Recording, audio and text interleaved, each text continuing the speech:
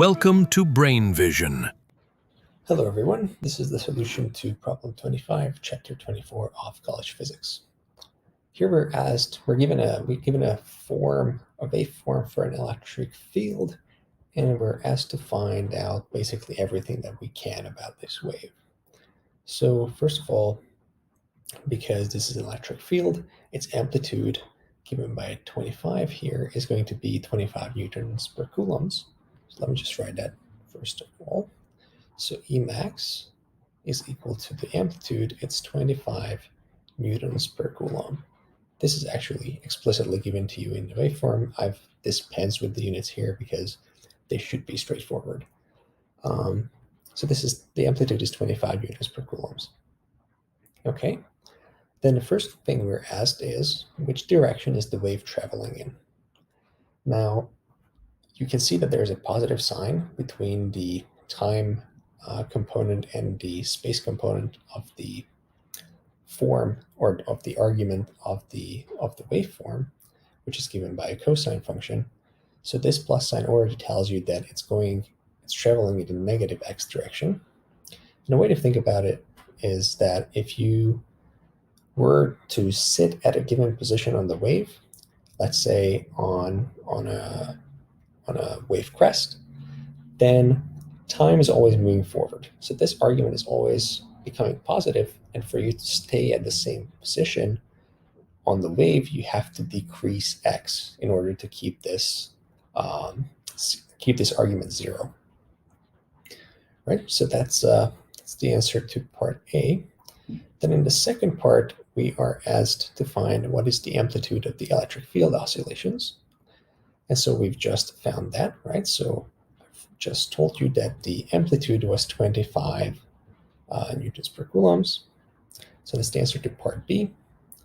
Then C is asking you what is the amplitude of the magnetic field. And here we're going to use the fact that Maxwell's equations tell us that the relation between the electric field amplitude and the magnetic field amplitude of a wave is given by this relation. They're related by a factor of the speed of light. And so what we do here is we just find B by dividing E with C. And again, C is just 3 times 10 to the 8 meters per second, as always. So 3 times 10 to the 8 meters per second. And now you divide 25 by 3 times 10 to the 8, and this is going to be 8.33. This is going to be 8.33 times 10 to the minus 8 Tesla. So that's the amplitude of the magnetic field. Then in D, we are asked to find what the frequency of the wave is. So for D, we're asked to find what f is. And now in this waveform, the factor that you have here is what is known as the angular frequency, omega, which is 2 pi times the frequency of the oscillations. And so all you have to do is divide 1.2 times 10 to the 11 by 2 pi to get what the frequency is. And so you get that this is 1.2 times 10 to the 11 divided by 2 pi. If you work this out, you just plug in the values, then you get that this is 1.9. This is 1.9 times 10 to the 10 hertz. So this is the frequency of the wave. And then similarly in E, you're asked to find what the wavelength of the wave is. And here, what you are given here is basically something like the wave number, and this is like k is equal to lambda. Sorry, it's equal to 2 pi over lambda. So this is 2 pi divided by lambda, And then again, to find what the value of the lambda is, you just have to rearrange this equation for lambda. So you have that this is equal to 2 pi divided by 4.2 times 10 to the 2.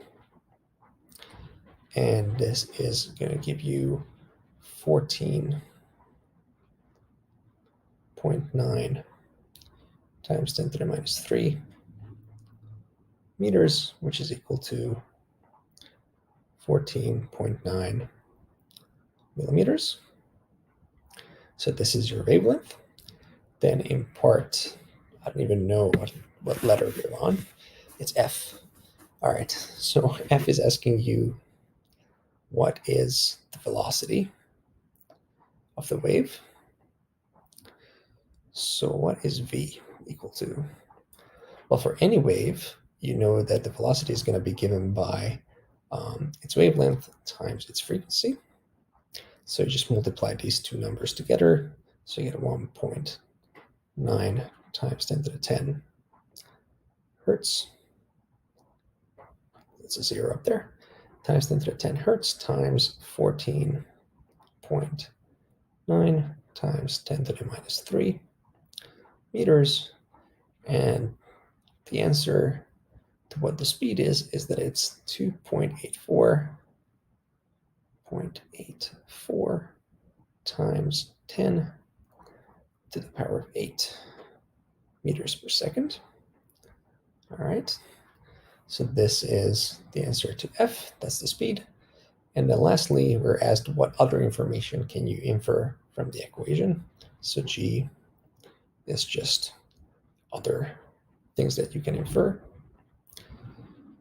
So one thing that you know is that the electric field is oscillating only in a given direction, right? So there's no oscillations in any other way. So this is a polarized wave. So it's polarized. And one other information that you can extract, for example, is to look at where the frequency of the wave falls on the electromagnetic spectrum, and it tells you that this is actually a microwave. So these are other informations, or this is other information that you can extract just by looking at this waveform over here. So you can see, you can find out everything that you really need to know about a wave once it's given in its waveform.